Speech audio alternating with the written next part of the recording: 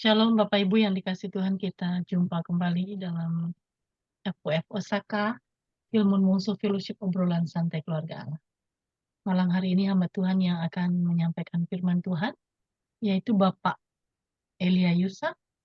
Dia akan membawakan topik, jangan mengingini milik sesamamu. Waktu saya serahkan kepada hambanya Pak Pendeta Elia Yusa. Silakan Pak. Selamat malam, sudah bisa mendengar? Baik. Oke. Selamat malam semuanya, terima kasih buat waktunya dan kesempatan untuk kembali berbagi di Osaka. Malam hari ini topiknya mungkin saya nggak ngikutin ya, tapi kayaknya serangkaian ya, 10 perintah Tuhan ganti-gantian gitu dikupas atau saya dapat yang hukum yang ke-10 atau perintah yang ke-10, jangan mengingini, gitu kan? Nah, sebelum kita bahas tentang makna firman Tuhan ini, lebih baik kita lihat pernah nggak Bapak Ibu mendengar kata-kata ini, atau apa yang Bapak Ibu pikirkan ketika mendengar kata ini? Obsesi, tahu kan obsesi?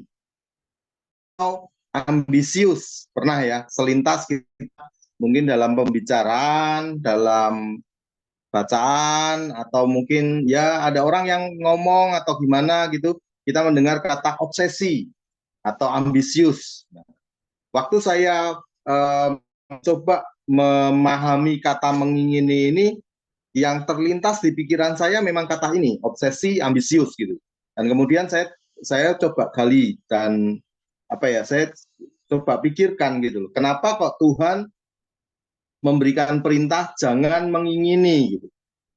Bukankah menginginkan sesuatu yang baik? Bukankah mengharapkan sesuatu yang baik bagi hidup kita itu sesuatu yang ya wajar dan bahkan boleh aja kan gitu kan. Tetapi kenapa ada kata jangan mengingini? Tapi kata ini sebenarnya secara lengkap jangan mengingini milik orang lain gitu. Nah, saya coba pahami ini, cuma memang Alkitab ini ditulis secara unik gitu, unik diterjemahkan dalam bahasa Indonesia dengan cara pengertian ya mungkin yang agak bias gitu, karena mengingini itu bisa ambigu, bisa mengingini yang positif, bisa mengingini yang negatif gitu. Tetapi ketika digabungkan dengan kata jangan mengingini, kecenderungan mengingini yang cenderung negatif. Nah, kita akan lihat beberapa sisi aja dulu sebelum kita nanti mengupas apa itu maksud dari hukum ke-10, jangan mengingini milik sesamamu. Bapak Ibu bisa mendapatkan ayat itu, hal itu di Keluaran 20 ayat 17, Ulangan 5 ayat 21. Nah, yang Roma, tulisan Paulus itu hanya mengutip sebagian kecil, jadi tidak secara mengekspos ataupun menerjemahkan ataupun menguraikan apa itu arti mengingini. Jadi yang ayat ini ditulis secara lengkap di Keluaran 20 ayat 17 dan Ulangan 5 ayat 21. Nah, sebelum kita bicara soal ayatnya, ada dua sisi dari segi psikologi yang saya ingin bagikan. Yang pertama itu tentang posesif. Mungkin Bapak Ibu pernah juga ya, sama seperti obsesi, ambisius. Nah, ada yang namanya posesif, itu artinya sifat memiliki sesuatu secara berlebihan. Nah, kalau saya bilang Anda itu posesif, mungkin kita langsung nggak bisa terima ya. Tetapi setiap kita punya derajat posesif, menurut ilmu psikologi, setiap kita itu punya kesakitan mental atau kerusakan mental, tapi derajatnya tidak kecenderungannya mungkin tidak besar gitu. Tetapi setiap kita punya. gitu. Nah, posesif juga kita punya. Kita ingin memiliki sesuatu, gitu kan. Nah, kadang-kadang hal ini timbul dalam keseharian kita atau bahkan mungkin jadi mimpi-mimpi kita di masa-masa muda sampai usia sekarang ini kita mungkin masih terngiang-ngiang, dulu tuh saya pengen seperti ini gitu kan. Dulu tuh saya pengen seperti ini gitu. Tetapi karena mungkin situasi, keterbatasan dan segala macam, uh, posesifnya menjadi rendah. Gitu. Nah, posesif kita itu bisa diakibatkan oleh karena masa lalu, ya. Jadi masa lalu itu banyak banyak sisi, banyak faktor. Misalnya sebelumnya kita kekurangan, tidak punya apa-apa, miskin kalau boleh dibilang, terbatas segala sesuatunya, tidak mampu memiliki. Jadi ketika kita punya kesempatan, itu seakan-akan kayak balas dendam, gitu. Balas dendam dan kemudian kita menginginkan banyak hal secara berlebihan. Karena dulu saya nggak pernah ini, saya harus mempunyainya. Mumpung saya sekarang ini punya, gitu kan. Mumpung saya sekarang ini diberi kesempatan. Nah, posesif juga bisa diakibatkan karena trauma, ya, trauma. Terus kemudian pola asuh yang overprotective. Nah, saya tidak terlalu jauh soal psikologi, tetapi saya hanya menggambarkan kata mengingini ini sebegitu uh, luas dinamikanya, sehingga dari sudut pandang psikologi pun bisa kita lihat bahwa oh ternyata unsur dasar manusia atau sifat dasar manusia itu ada sifat posesifnya, sifat mengingininya. Nah, posesif ini juga bisa diakibatkan karena penerimaan dirinya, ya, harga diri atau rasa percaya dirinya itu akan muncul kalau dia memiliki apa ya, sesuatu.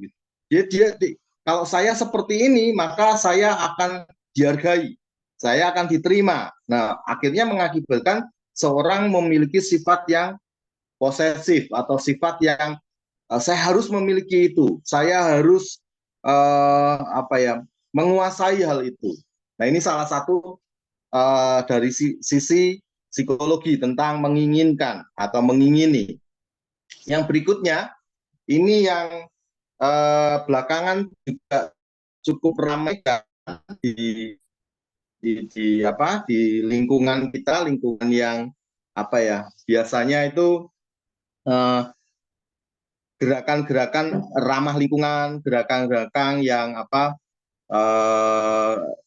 yang berkaitan dengan lingkungan, dengan kebersihan, mentalitas simple life gitu kan, hidup yang sederhana. Nah, ini biasanya salah satu indikatornya yang dicek adalah apakah kita memiliki hoarding disorder. Hoarding disorder. Next ini ya, Bu Ayu. Hoarding disorder itu adalah orang yang merasa perlu menyimpan barang-barang tertentu dan merasa yakin jika suatu saat nanti akan digunakan lagi. Ini satu kecenderungan disorder atau penyimpangan. Jadi dia nyimpan barang, di mana barang yang dia simpan itu dia ngomong gitu, oh, nanti kan perlu, nanti kan bisa dipakai lagi, nanti kan gini. Nah, secara di bawah sadarnya karena terus-menerus melakukan seperti itu, akhirnya kalau bahasa saya agak kasar, nyampah gitu. Rumahnya penuh dengan tumpukan-tumpukan barang yang dia pikir itu akan bisa digunakan lagi. Buat orang lain itu sudah sampah gitu. Dan saya menemukan banyak sekali orang-orang yang beberapa kali saya ketemu memang punya kecenderungan ini, ngumpulin barang yang dia tuh nggak mau untuk disumbangkan, dibuang, apalagi nggak mau. Dia ngumpulin barang dengan satu maksud bahwa aku simpan, nanti satu waktu pasti akan digunakan. Nah, dilalah gitu ya, bahasa Jawanya dilalah. Sampai orang tersebut, maaf kata, meninggal, barangnya ya masih di situ. Dan begitu dia meninggal, barangnya disingkirkan dan dibakar atau dibuang ke sampah, tidak digunakan sama sekali karena memang barang-barang yang usang gitu. Nah, ini ada apa ya, kecenderungan menimbun barang hingga nyampah gitu. Ada sebuah kebiasaan di Jepang yang lagi cukup populer itu, bagaimana menghemat barang gitu kan, dan menggunakan barang seperlunya. Nah, itu salah satu orang yang memiliki. Nah, dua hal atau 4 kata yang saya sampaikan di awal sebagai gambaran tentang mengingini dari sifat manusia, ambisius, terus kemudian obsesi, posesif, hoarding disorder, itu semua ada dalam hidup kita, ada dalam diri kita. Ya, cuma derajatnya atau kecenderungannya bisa dominan, bisa tidak. Ya, tergantung situasinya, tergantung bagaimana kita memaintain, tergantung bagaimana kita mengendalikan, dan tergantung bagaimana diri kita itu melihat dan berkembang. Jadi saya tidak lagi mengingini sesuatu, sudah saatnya ambisi saya dikurangi. Itu proses pertumbuhan kita secara naluri, secara alamiah ngalami seperti itu. Tetapi sekali lagi dari sudut pandang psikologi, setiap kita punya kecenderungan mengingini. Nah, setelah kita paham tentang sifat dasarnya manusia, mari kita lihat sama-sama di firman Tuhan. Sebelumnya, Bapak Ibu tentu sudah tahu tentang pencobaan di padang gurun ya. Pencobaan di padang gurun ini Yesus dicobai, ada 3 pencobaan. Nah,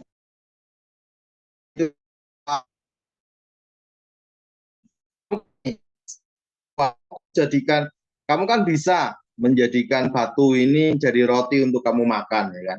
Pencobaan yang pertama bicara tentang hidup, tentang kehidupan, tentang life support, tentang ekonomi. Nah, iblis menyodorkan hal-hal itu. Dan sampai hari ini pun mungkin iblis juga masih mencobai kita dengan hal yang sama. Pencobaan yang ketiga bicara soal keamanan, penerimaan atau perlindungan. Jadi waktu itu iblis bawa Yesus ke atas puncak gedung tertinggi atau puncak bait suci, terus dibilang, jatuhkan dirimu, bukankah kamu akan dilindungi oleh malaikat-malaikat nanti. Jadi itu juga amanan, perlindungan atau penerimaan. Ada orang-orang yang insecure atau merasa tidak aman, dan akhirnya mereka mencari keamanan-keamanan di sisi-sisi yang salah gitu. Karena banyak situasinya tidak rasa aman. Dan pencobaan ini juga ditawarkan ke kita. Apakah kita menginginkan rasa aman? Ya. Apakah kita menginginkan kehidupan yang lebih baik? Gitu. Dalam kondisi ekonomi yang lebih baik? Ya. Pencobaan yang ketiga bicara soal kekuasaan, kepemilikan, penghargaan, harga diri, dan kemuliaan. Ini bicara ketika Yesus ditawari sama iblis, bilang, gini aja deh, kamu lihat isi dunia ini, kalau kamu nyembah aku, kamu akan kuberikan semuanya. Kamu akan memiliki semuanya, gitu kata si iblis. Nah, 3 pencobaan ini, 3 hal ini juga menggambarkan bagaimana manusia juga memiliki kebutuhan, memiliki keinginan yang sama akan ketiga-tiganya.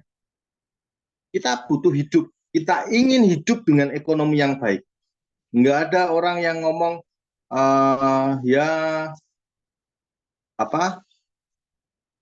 asal ada kata yang sebenarnya mengejek sih, ya biar miskin asal hidup gitu kan. Enggak sih, orang-orang itu kalau saya boleh bilang munafik gitu. Setiap orang sebenarnya pengen ekonominya lebih baik gitu. Tidak ada orang yang menginginkan hidup yang sengsara, tidak ada, menderita, itu tidak ada gitu. Apakah setiap orang menginginkan rasa aman? Apakah setiap orang menginginkan hidupnya dilindungi? Apakah setiap orang menginginkan dirinya diterima? Ya, setiap kita ingin itu. Kita ingin diterima dalam kelompok manapun, kita ingin diterima. Kita akan mencoba sebaik mungkin bersosialisasi supaya kita bisa diterima. Dalam interaksi kita sehari-hari, kita mencoba untuk bisa diterima. Terus kemudian tentang memiliki penghargaan, harga diri. Nggak ada orang yang harga dirinya rela diinjak-injak, nggak ada. Setiap orang menginginkan dirinya itu setidaknya dihargai, walaupun mungkin tidak mulia, tetapi setidaknya dihargai.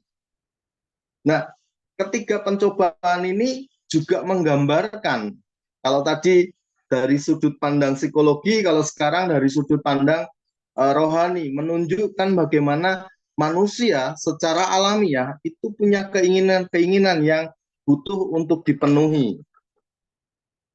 Nah, sekarang keinginan-keinginan yang butuh untuk dipenuhi ini kita lihat secara lebih spesifik lagi.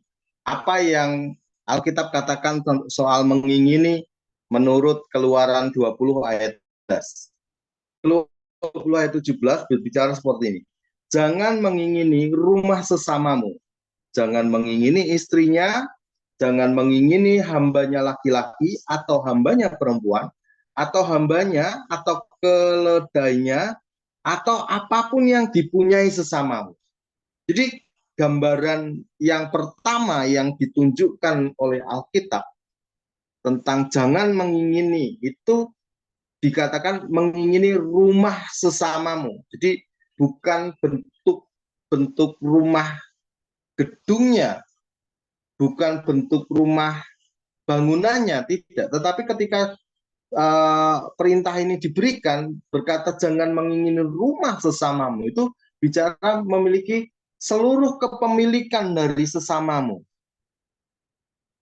Makanya ada penjabaran berikutnya, hambanya laki-laki, hambanya perempuan, keledainya itu kan propertinya atau kekayaannya, atau apapun yang dipunyai sesamamu.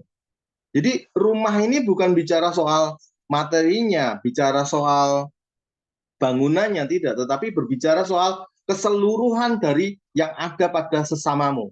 Dan Tuhan berkata, janganlah engkau mengingininya. Janganlah engkau mengingininya. Nah, mari kita sama-sama telusuri kata mengingini ini. Menarik sekali.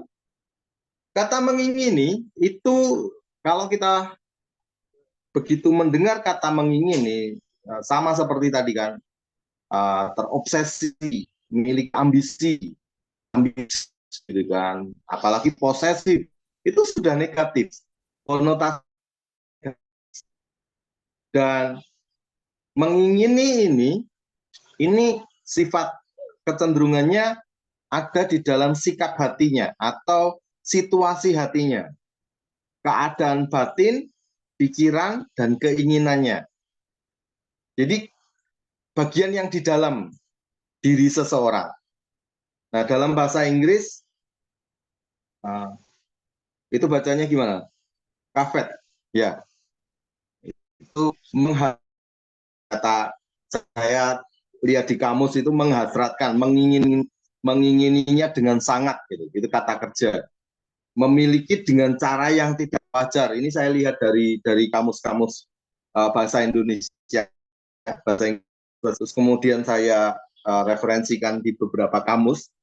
Jadi kata yang dipakai di dalam bahasa Inggris artinya adalah menghasratkan, menginginkan, memiliki, ingin memiliki dengan menguasai, tamak, serakah, mendominasi kepemilikan, memonopoli. Nah, ini arti-arti dari kata mengingini yang kita baca di Alkitab kita. Jadi memang benar bahwa mengingini, jangan mengingini ketika Allah berkata melalui hukum Taurat, dia katakan jangan mengingini, itu memang formatnya adalah mengingini dalam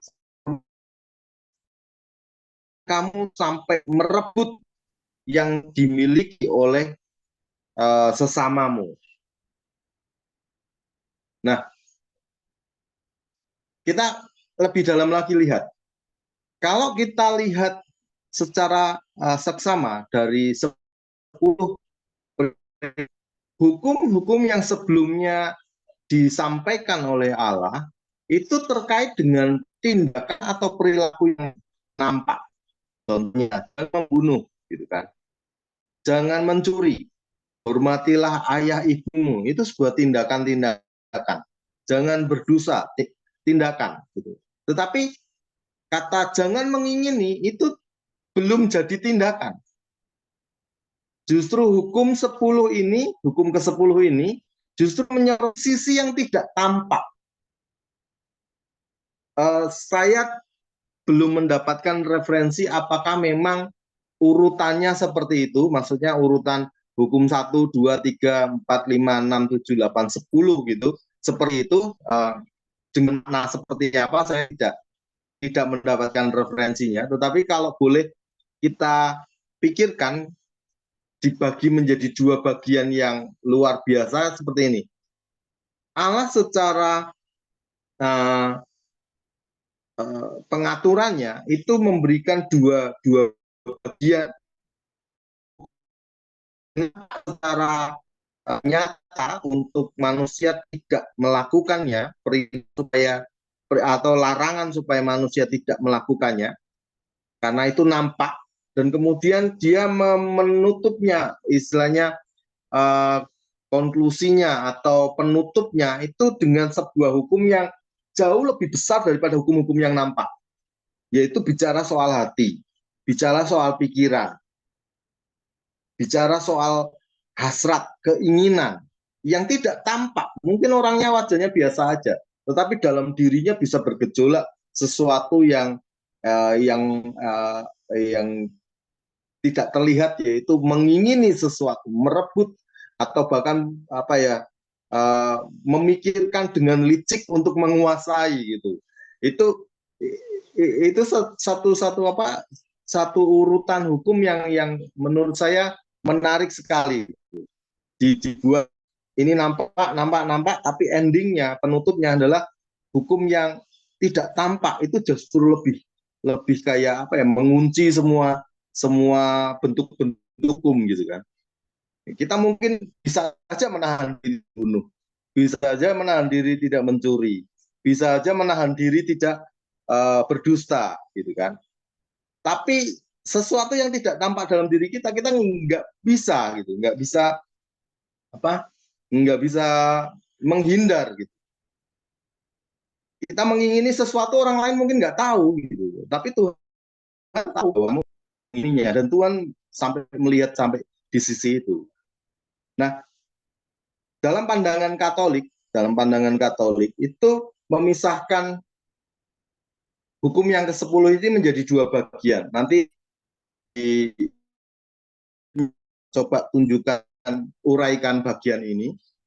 Dia pisahkan, jadi dalam pandangan Katolik itu memisahkan dua larangan. Yang pertama adalah hawa nafsu badani, jadi jangan mengingini secara hawa nafsu gitu, ya. Nah, terus yang kedua adalah yang bicara soal kelekatan hati terhadap harta milik. Jadi yang satu itu saya gambarkan mengingininya dengan cara merebut, ya kan, merebut, mendapatkan, menguasai, ya, dengan nafsunya mendapatkan, itu bagian luar gitu kan, ini sudut pandang Katolik ya, menafsirkannya ya. Jadi ada mengingini yang ingin mendapatkannya dengan hawa nafsunya, dengan kekuatannya, dengan kekuasaannya, pokoknya ngerebut gitu untuk dikuasai. Nah, yang kedua adalah mungkin sudah memilikinya, tetapi hatinya melekat sama harta benda itu, hatinya melekat sama itu yang dimilikinya. Jadi gambaran ini kita bisa lihat, kalau yang merebut atau menguasai itu mungkin ya kita bisa lihat dari aspek tindakan-tindakan orang-orang lain ya. Tetapi kelekatan hati terhadap harta milik ini kita bisa melihat ketika ada seorang anak muda, kisahnya di Perjanjian Baru, ya. Anak muda ini datang sama Yesus, Tuhan, aku sudah melakukan semua hukum nih, sudah punya apapun hukum-hukum sudah aku lakukan gitu kan, apalagi yang kurang gitu kan. Lalu Tuhan bilang, jualah segala harta milikmu gitu kan, jual semua milikmu dan kamu ikut aku. Nah ketika itu anak muda itu menurut catatan Alkitab dikatakan gini, anak muda itu sedih sekali karena rezekinya banyak. Nah ini bicara soal kelekatan hati. Nah, secara pandangan Katolik saya sepakat melihat dua sisi mengingini itu. Yang pertama merebut, gitu, mengambil dari luar untuk menjadi milik. Yang satu sudah menjadi milik tetapi tidak bisa dilepaskan.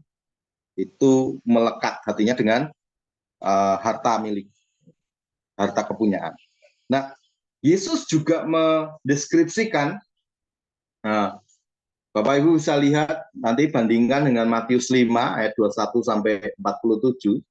Yesus itu mendeskripsikan itu misalnya mendeskripsikan kata ini atau hukum-hukum yang kita pelajari sebelum-sebelumnya dan hukum Taurat itu bagian yang tidak tampak itu seperti ini.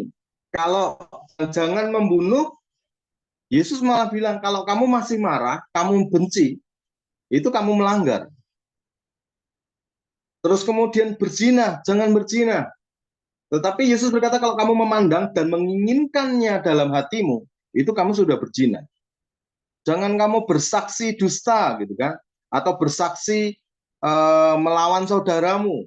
Yesus malah bilang belajarlah untuk berterus terang, ya di atas ya, tidak di atas tidak. Terus mengasihi musuh itu benar-benar kontradiksi dengan semua hukum-hukum yang dalam hukum Taurat.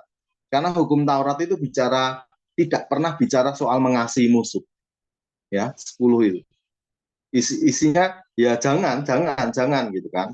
Lakukan ini, lakukan ini, lakukan ini. Tetapi mengasihi musuh itu sesuatu yang benar-benar mungkin pada zaman itu sampai hari ini adalah sesuatu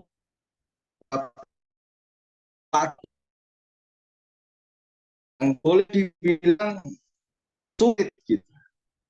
Ya kalau orang bicara saja seperti saya bicara, ya kasihlah musuhmu, ampuni mereka, maafkanlah dan segala macam mungkin gampang gitu. Tetapi kalau kita benar-benar ngalami hidup dimusuhi gitu kan, mungkin nggak salah tapi dimusuhi, dibenci, terus kemudian mengalami penganiayaan dan dia itu sudah menunjukkan sebuah tindakan perilaku nyata yang memusuhi kita. Terus kemudian kita nggak akan mudah berkata aku mengasihimu. Itu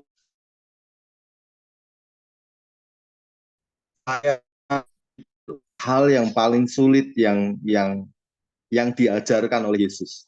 Gitu.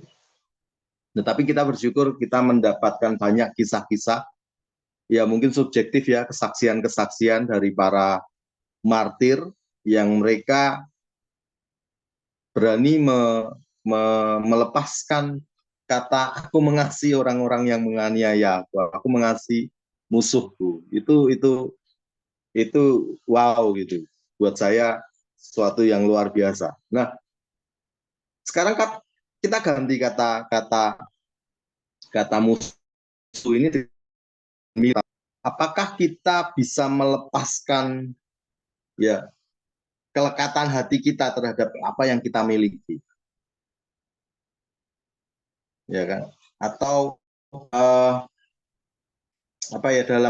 saya pernah diskusi sama teman soal makanan, gitu kan?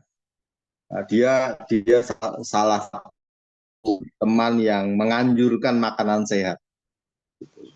Ya kan kamu tahu bahwa makanan dengan kadar gula yang tinggi atau makanan gula itu musuh buat tubuh kita gitu kan.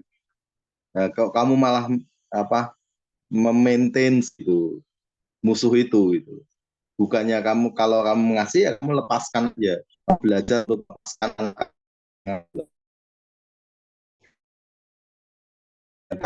sekali dengan gula, makanan yang mengandung gula.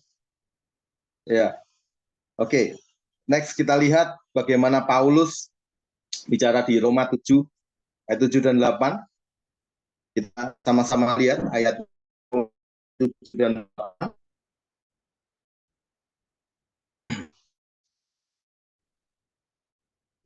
Roma 7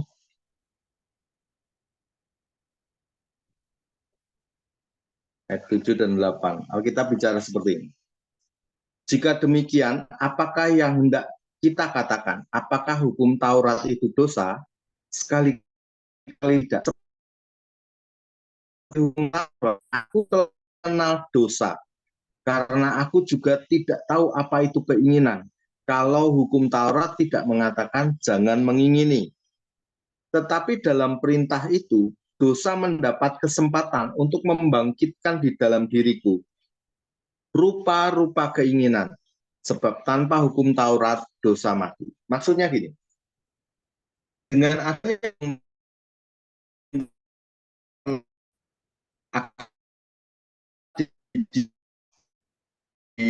dibuka siapa diri kita yang sebenarnya. Kalau nggak ada hukum Taurat, kita mengingini ya bebas-bebas saja gitu. Tidak ada yang ngatur, tidak ada yang tidak tahu betapa liarnya kita, tidak tahu betapa serakahnya diri kita. Ya kayak tadi saya bilang di dalam ilmu psikologi itu dibilang bahwa setiap kita punya kecenderungan sakit jiwa gitu, atau punya kadar kesehatan mental yang rata-rata punya cenderungnya punya semua kecenderungan sakit mental. Cuma kadarnya tidak ada yang normal, ada yang di atas rata-rata, dan rata-rata kalau di ilmu psikologi setelah dites, setelah diwawancara, interview, setelah digali baru ketahuan kamu ternyata seperti ini. Ada yang sama sekali tidak kelihatan, tertampak di dalam perilakunya itu bisa. Nah, di dalam kerohanian gitu. Hukum Taurat itu justru menunjukkan apa yang ada di isi hatinya manusia, apa yang ada di dalam dirinya manusia. Keliaran diri manusia itu ditunjukkan. Ini loh kamu gitu. Ya. Nah, mengapa kita mengingini? Menarik ya. Mengapa kita mengingini? Kenapa kok kita bisa muncul rasa mengingini? Yang pertama, mengingini adalah sifat dasar manusia yang kompetitif. Jadi kita itu punya sifat dasar yang kompetitif. Kalau dia punya, saya juga harus punya. Kadang-kadang itu tanpa sadar. Terus kita juga, kenapa kita mengingini? Karena kita ingin mendominasi. Kita ingin melebihi orang atau superior dibandingkan yang lain. Kita ingin menang. Nah, sekali lagi, sifat dasar manusia ini semua ada dalam diri kita, tapi mungkin kadarnya berbeda-beda. Tetapi kalau ditanya comments-nya atau secara umumnya, mengapa kita mengingini? Ya karena kita secara manusiawi ini kita punya seperti ini. Kita punya sifat kompetisi, kita ingin mendominasi, kita ingin menguasai, kita ingin melebihi dari orang lain, kita ingin menang. Bahkan saya dengan anak-anak saya, itu saya punya sifat. Ya, saya ingin mendominasi anak-anak saya. Saya selalu bilang, kamu kan anakku, gitu. Kamu harus nurut sama saya. Itu nurut sama saya, itu karena merasa bahwa dia milik saya. Saya ingin menguasai dia. Saya ingin menginginkan anak saya mendominasi. Dengan saya bilang, saya bapakmu, saya orang tuamu, itu saya menunjukkan sisi superioritasnya saya. Ya, saya ini lebih tua, minta dihargai, gitu lah, minta kamu itu mendengarkan saya, gitu. Itu sifat melebihi. Dan kadang kalau debat dengan anak saya merasa saya harus menang. Oh, nah ini saya, ya. Saya mengenali diri saya punya keinginan-keinginan itu, sifat dasar. Yang kedua, kenapa kita mengingini? Karena ada kecemburuan, ada iri hati. Nah, kata iri hati ini cukup banyak sekali ketika saya ketemu kata mengingini, dan kemudian konteks mengingini ini seperti apa. Ternyata mengingini itu cenderung dengan kecemburuan dan iri hati. Ya. Ketika Allah berkata jangan mengingini milik sesamamu, atau jangan mengingini rumah sesamamu, itu Allah sedang mengoreksi, atau Allah sedang menunjuk kepada diri bahwa kita tuh memiliki kecemburuan, kita itu memiliki hati. Next lagi, mengapa kita mengingini? Karena ini sedikit rohani. Roma 3 ayat 23 itu gini, ketika manusia jatuh dalam dosa, manusia itu kehilangan kemuliaan. Nah, ketika manusia jatuh dalam dosa dan kehilangan kemuliaan, apa yang diinginkan manusia kalau dia kehilangan kemuliaan? Manusia ingin memiliki kemuliaan. Karena kehilangan kemuliaan, manusia ingin memiliki kemuliaan. Nah, kemuliaannya seperti apa? Salah satu kemuliaan yang bisa ditunjukkan oleh manusia terhadap sesamanya adalah memiliki sesuatu, memiliki harta benda, memiliki kekuasaan, memiliki jabatan, memiliki sesuatu yang bisa menunjukkan sebuah kemuliaan. Jadi memiliki sesuatu itu bicara soal kemuliaan. Obsesi untuk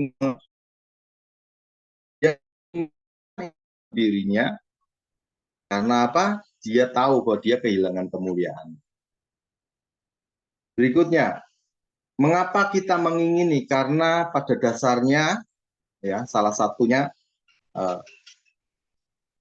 dia tidak memiliki, dia insecure gitu.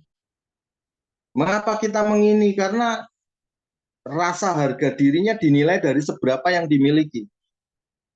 Kalau saya nggak memiliki itu, ya saya nggak dihargai nanti. Makanya dia mengingini untuk mendapatkan itu supaya harga dirinya dihargai. Ya, ini pertanyaan yang apa? Yang sebenarnya menggali sisi diri kita. Mengapa sih kita mengingini? Nah, kita masuk ke pemikiran yang lebih jauh, bahwa kalau katakan ingin itu tidak selamanya salah atau dosa, bukan ingin merupakan dosa. Nah, saya punya beberapa referensi yang saya sempat baca. Ada dari Matthew Henry, ada Wycliffe Bible Commentary, Wilmington Bible Handbook, terus kemudian dari ekspositorinya G.E. Chadwick, ya. Nah, kita bisa melihat sifat mengingini yang dimaksud di dalam Keluaran 20 ayat 17 itu seperti apa. Matthew Henry berkata gini, perintah-perintah sebelumnya secara implisit untuk melukai sesama kita, ya, jangan membunuh, jangan mencuri, jangan berdusta, itu melukai sesama kita, ya. Sementara perintah ke-10 melarang semua keinginan yang tanpa batas atau berlebihan dalam hal kepemilikan yang menjadi suatu pemuasan bagi diri sendiri. Jadi Matthew Henry menggambarkan gini, kalau perintah-perintah sebelumnya, perintah-perintah yang nampak itu bicara jangan kita melukai sesama kita dengan cara yang nampak, gitu kan. Jangan membunuh, jangan mencuri, jangan berdusta. Tetapi perintah ke-10 secara khusus Matthew Henry berbicara, jangan sampai keinginanmu itu tanpa batas atau berlebihan, sehingga itu hanya memuaskan dirimu sendiri. Ini referensi dari Matthew Henry. Jadi ketika Allah berkata, jangan mengingini rumah sesamamu, jangan mengingini milik sesamamu, Allah sedang ngomong, mungkin yang digambarkan sama Matthew Henry ini menarik. Dia bilang ini, jangan sampai kamu mengingini sesuatu berlebihan, dan itu hanya sekedar untuk memuaskan dirimu sendiri.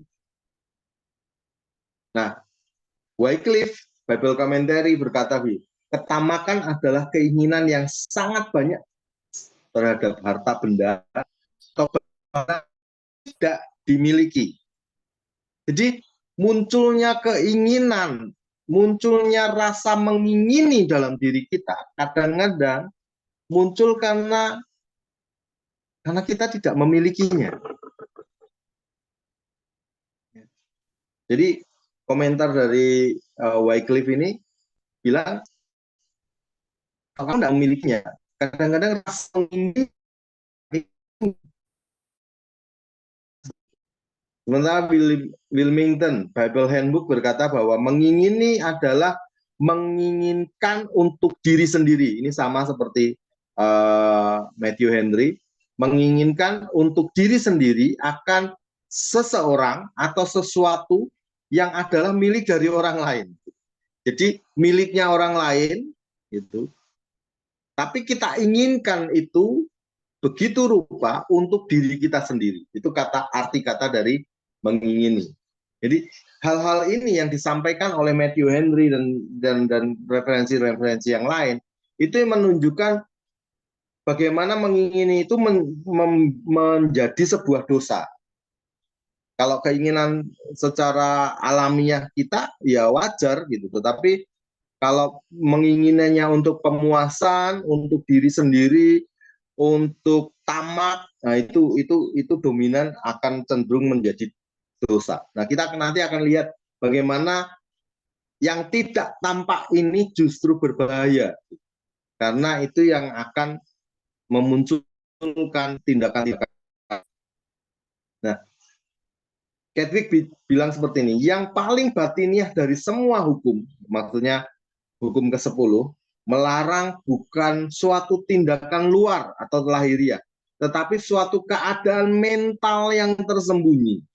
Suatu keadaan yang menjadi akar dari hampir setiap dosa terhadap sesama. Ini maksudnya.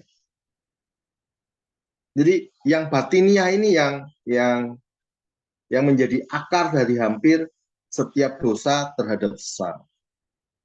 Bapak Ibu mungkin pernah dengar tentang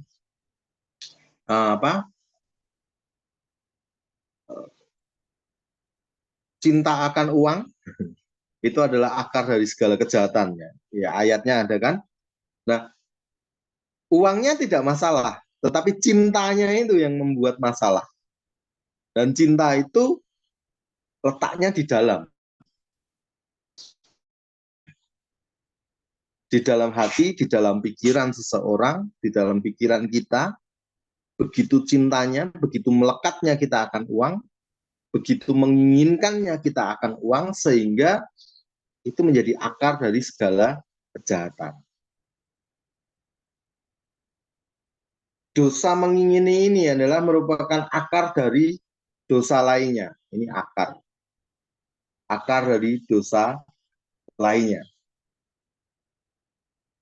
Ya, Bapak Ibu bisa belajar lagi, nanti lihat di Yakobus.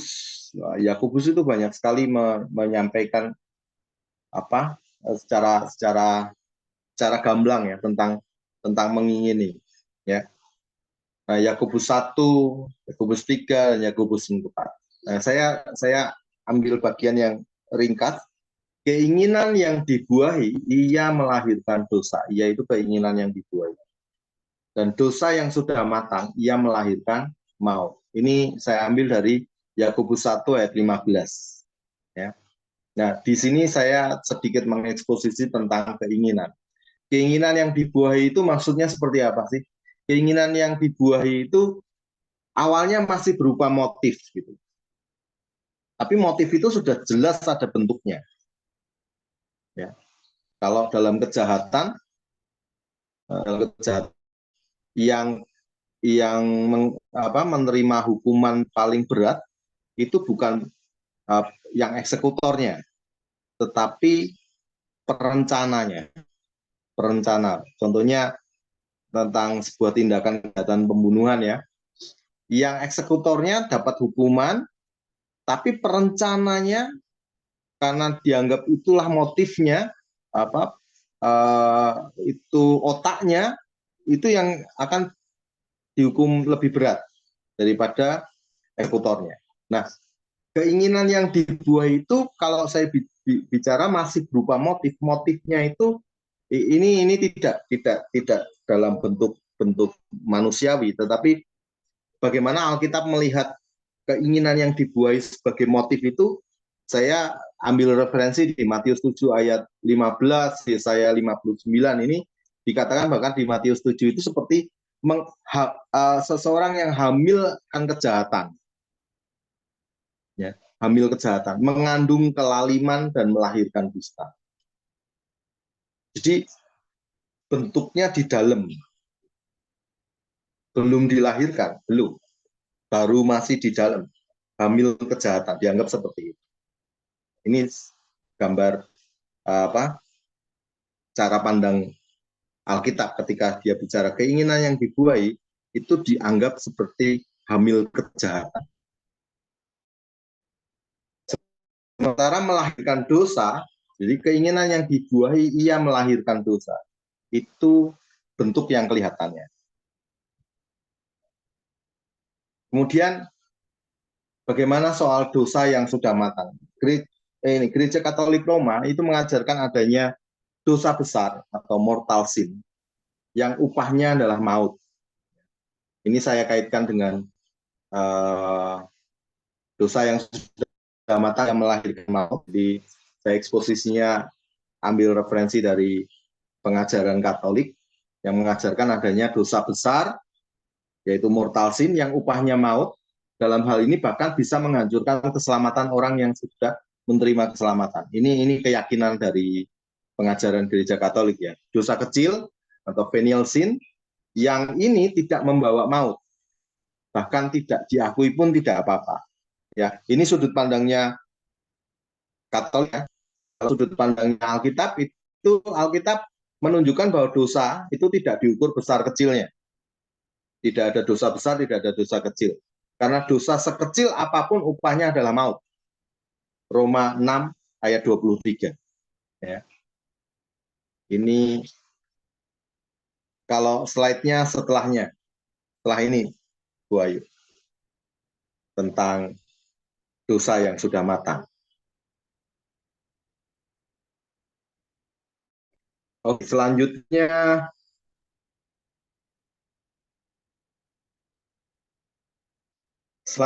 kita akan bertanya sama diri kita. Nah, ini yang next lagi, Bu Ayu. Nah, ini yang gereja Katolik tadi, dosa besar, dosa kecil. Mereka memiliki pandangan seperti itu. Jadi dosa yang upahnya maut, itu dosa upahnya maut. Orang yang sudah diselamatkan pun akan kehilangan keselamatannya. Sementara ada dosa kecil. Nah, saya nggak tahu kriteria dosa besar, dosa kecilnya tidak tahu. Tapi saya hanya melihat sudut pandang gereja Katolik melihat dosanya seperti yang diuraikan ini. Tapi saya kemudian mempelajari Alkitab ya secara gamblang. Alkitab berkata bahwa dosa itu nggak diukur besar kecilnya. Semua dosa vonisnya adalah maut. Nah, bagaimana kita mampu?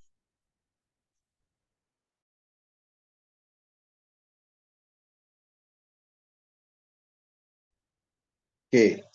Nah, yang berikutnya adalah keinginan yang dibuahi yang melahirkan dosa, dosa yang sudah matang yang melahirkan maut. Nah, Yakobus 1 ayat 15 ini ketika dia bicara soal dosa itu bukan satu dosa. Maksudnya dosa yang dosa membunuh, dosa ini, dosa bukan identifikasi dosa secara apa ya, secara kriteria gitu, tidak. Tetapi dia sedang bicara, Yakobus sedang bicara seluruh kehidupan orang itu. Jadi, dosa yang berkaitan sama keseluruhan kehidupan orang itu. Makanya di kitab itu tidak ada kriteria dosa besar, dosa kecil. Alkitab kriterianya cuma satu, berdosa upahnya maut. Roma 6 ayat 23. Nah, kalau kita melihat bagaimana keinginan, ini kan bicara soal mengingini kan, bagaimana keinginan secara kronologis menjadi dosa dan melahirkan maut gitu kan. Kita bisa lihat kisah-kisah Adam dan Hawa, Kain dan Habel, itu awalnya dari sekedar keinginan, terus keinginan itu dibuahi, melahirkan dosa, dan dosa itu mendat. Ini beberapa kisah yang kita bisa lihat bagaimana kenapa kok hukum ke-10 jangan mengingini yang tidak tampak ini, ya kan? Hukum yang bicara soal hati ini justru lebih hebat. Kenapa? Karena ini menjadi akar dari dosa-dosa yang lainnya, dosa-dosa yang dimunculkan yang lain. Tadi saya sudah sampaikan, Yesus sendiri berkata, nenek moyang kita berkata jangan membunuh, gitu kan? Maksudnya nenek moyang mengajarkan dengan hukum Taurat jangan membunuh. Tetapi aku berkata kepadamu, Yesus ngomong ini, kalau kamu marah, kalau kamu benci saudaramu, itu kamu sudah membunuh. Bayangin yang di dalam belum ngapa-ngapain itu sudah dikatakan divonis. Nah, bagian ini benar-benar apa ya? Tuhan benar-benar dengan hukum Taurat itu mengungkapkan atau membuka begitu rupa keberadaan manusia yang tidak ada harapan, keberadaan manusia yang apa ya? Ya kalau boleh dibilang nggak ada baiknya gitu. Karena di dalam diri kita punya kecenderungan, apalagi setelah manusia jatuh dalam dosa. Nah, bagaimana kita sekarang mampu ini? Jadi waktu saya mencoba memikirkan atau merenungkan, terus kemudian menggali kata jangan mengingini. Yang pertama saya memang menggali kata mengingini. Menggali dari sudut psikologinya, menggali dari referensi-referensi Alkitab yang lainnya, mengingini ini seperti apa sih? Terus kemudian referensi-referensi dari tokoh-tokoh, dari kitab-kitab yang lain, dari buku-buku yang lain. Terus kemudian saya belajar dari kata mengingini, kenapa sih kita punya sifat mengingini? Kenapa kok mengingini ini dilarang gitu kan? Nah, terus saya dapatkan hal-hal yang sudah saya sampaikan tadi. Nah, yang terakhir saya bertanya, loh, kalau diri kita seperti itu, bagaimana caranya kita mampu untuk tidak mengingini? Ini bicara soal mengingini yang konotasinya negatif atau serakah gitu ya. Kita lihat dulu 1 Korintus 3 ayat 3 bicara seperti ini. Karena kamu masih manusia duniawi, sebab jika di antara kamu ada iri hati dan perselisihan, bukankah hal itu menunjukkan bahwa kamu manusia duniawi dan bahwa kamu hidup secara manusiawi? Paulus itu memandang iri hati, keinginan untuk menguasai, keinginan untuk berselisih, keinginan untuk saling beradu apa ya, mungkin kekuasaan, beradu argumen kayak gitu-gitu, itu menurut Paulus dipandang karena kamu masih manusia duniawi. Nah, kata manusia ini konteksnya saya lihat uh, itu bukan bicara soal apa ya, orang yang tidak percaya, ya. Ini bicara soal orang percaya tetapi masih sifat seperti bayi, ya. Jadi ada orang-orang percaya Kristen duniawi yang mereka eh, kalau Alkitab ngomong masih maunya susu, ya. Nah, susu, nah, kita lihatlah sifat-sifatnya bayi atau anak kecil itu ya gampang berselisih, gampang berdamai. Tetapi kalau punya barang itu suka ngerebut, suka seperti itulah. Nah, gambaran itu yang saya dapatkan ketika saya membaca tentang arti manusia duniawi dengan makna masih bayi rohani, gitu kan. Sementara kalau di 1 Korintus 2 ayat 14, ya ini agak melenceng sedikit ya. Kata menggunakan kata manusia duniawi. Nah, di situ bicara soal manusia yang belum percaya. Ini eksposisi. Jadi agak pasti punya uh, punya rentang wawasan gitu. Wawasan ayat ini maksudnya apa, di ayat yang lain maksudnya apa, konteksnya apa. Nah, itu kalau eksposisi pasti dilihat satu persatu. Nah, bagaimana kita mampu untuk tidak mengingini? Kita sadar. Dan kalau kita mau jujur, sebenarnya perintah ini menyudutkan diri kita, menyudutkan hati kita, sampai kepada titik nadirnya kita. Atau dipojokkan kepada sebuah situasi gini. Siapa sih yang nggak pengen lebih baik? Ya pasti semua orang pengen. Siapa sih yang nggak pengen memiliki kekuasaan atau ekonominya lebih baik atau dihargai? Gitu. Tetapi mungkin yang diwanti-wanti atau yang dilarang sama Tuhan itu jangan berlebihan. Tapi siapa yang tahu tingkat berlebihan dan tidak berlebihan. Menurut saya cukup, menurut orang lain tidak cukup. Tapi kadang menurut saya nggak cukup gitu. Maka kata gini, saya punya mobil satu gitu kan. Kalau saya punya mobil dua, apakah salah? Tidak.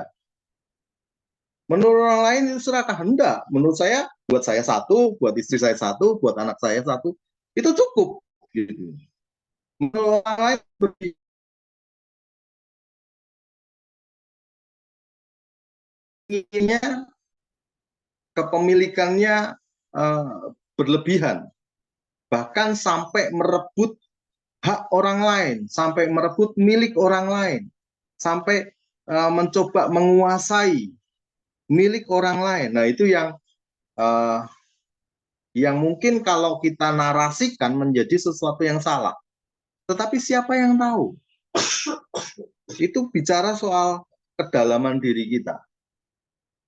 Contoh-contoh yang tadi, yang saya sampaikan, bagaimana Yesus menerjemahkan Taurat 5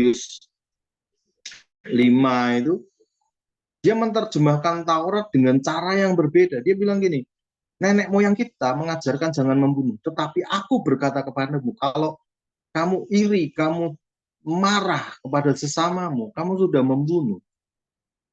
Nenek moyang kita berkata jangan berzina, tapi berkata kepadamu kalau kamu melihat dan menginginkannya dalam hatimu. Nah, ini kan sudut pandangnya berbeda. Yang Tuhan nilai itu bukan perilakunya saja, tetapi di bagian yang paling dalam. Makanya saya bilang gini, kalau kita mau sadar, kata mengingini ini, atau bahkan hukum ke-10 ini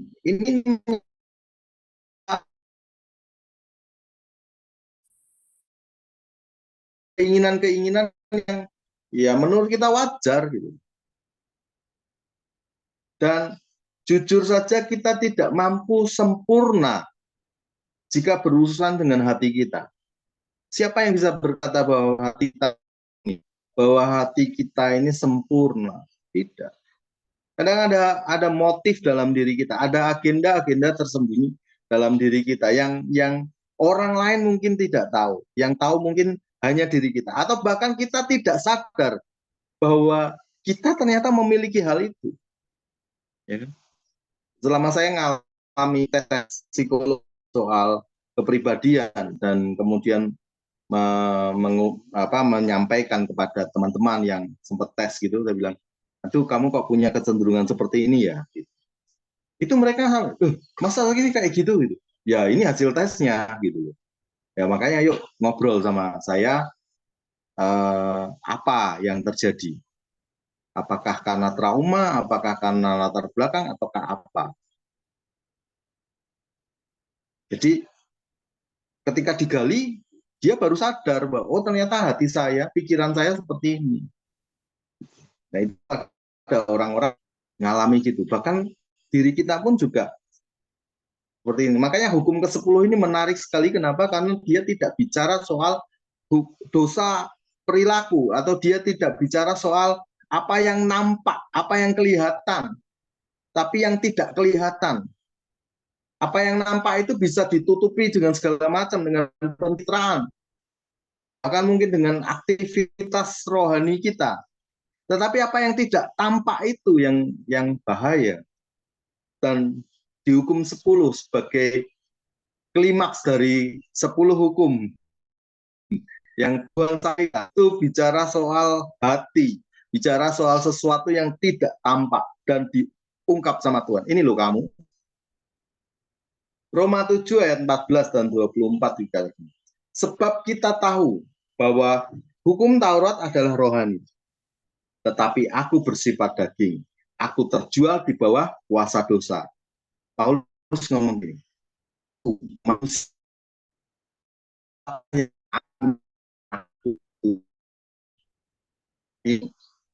ini pengakuan Paulus yang buat saya menarik ketika mendapati keberadaan diri saya diumbar gitu, dibuka gitu sama Tuhan, bahwa dosa yang aku bicarakan itu bukan soal perilaku, tetapi juga apa yang ada dalam dirimu, apa yang ada dalam hatimu. Dan dengan hukum Taurat semakin jelas, kamu hopeless, kamu nggak bisa melindungi dirimu dengan cara berjuang untuk kamu lebih baik. Kamu butuh kasih karunia. Kamu bukan berjuang untuk benar, tidak. Tetapi kamu sudah dibenarkan, sehingga hidupmu adalah hidup orang benar.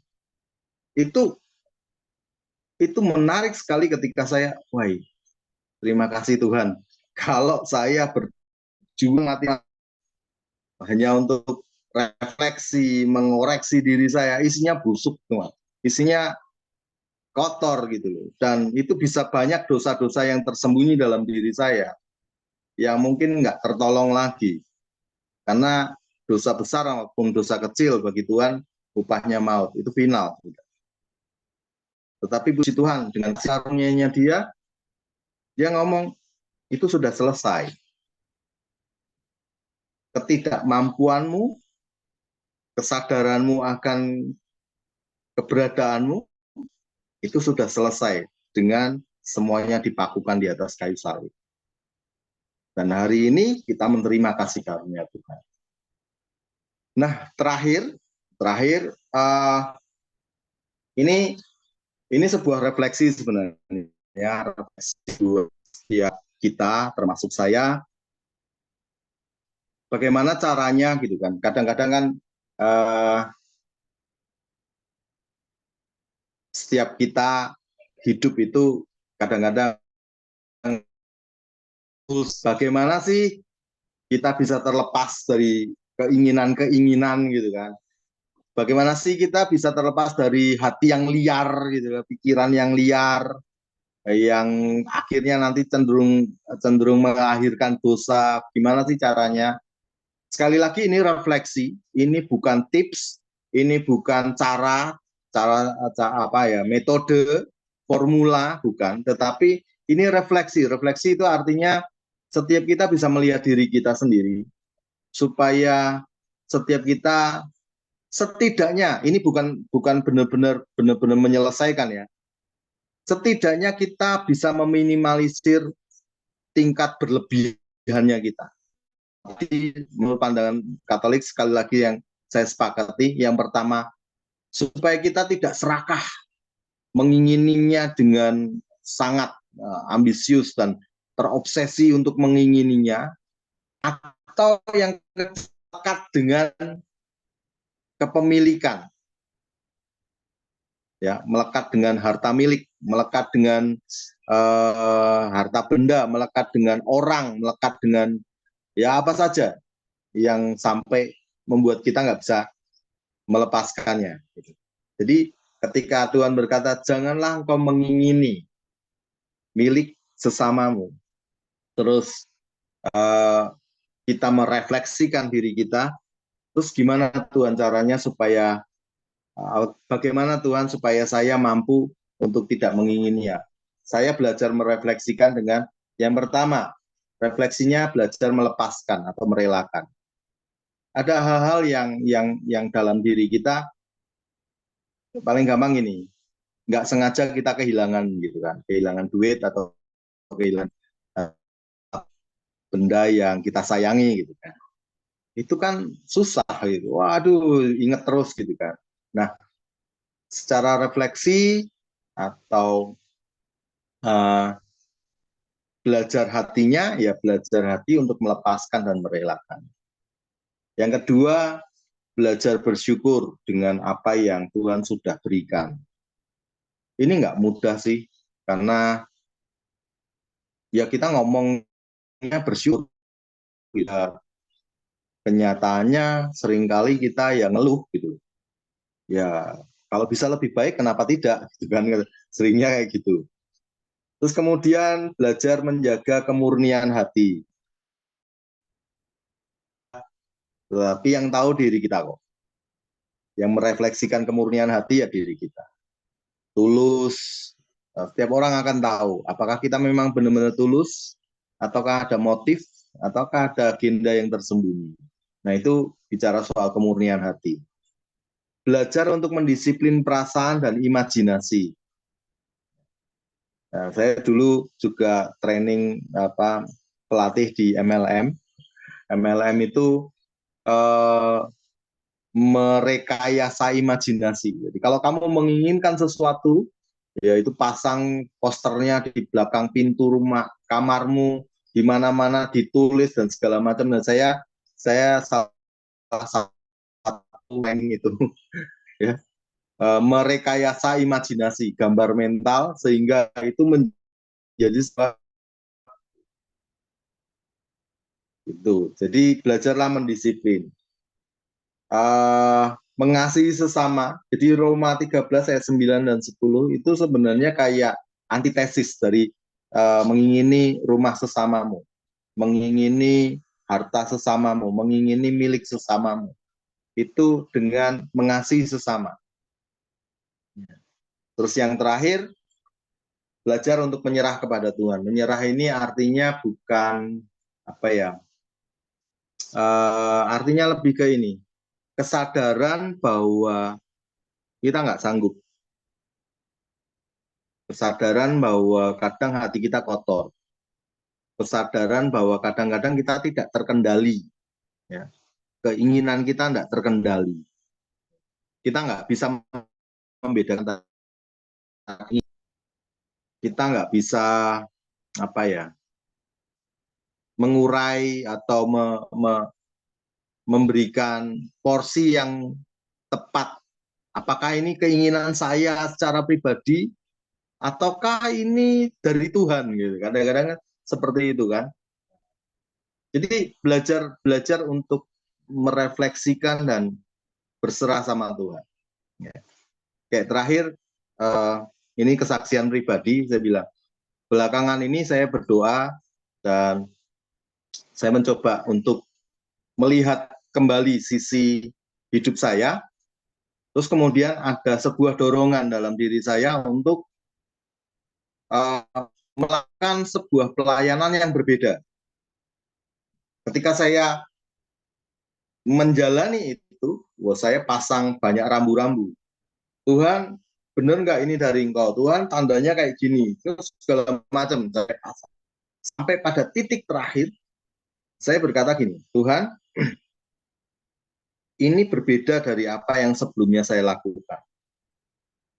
Saya tidak tahu apakah itu hanya ambisi saya, ego saya sendiri yang tiba-tiba muncul, entah itu motifnya apa, atau bahkan mungkin saya mencari kemuliaan diri saya tidak tahu, ataukah ini dari Engkau Tuhan, karena saya tidak tahu sama sekali.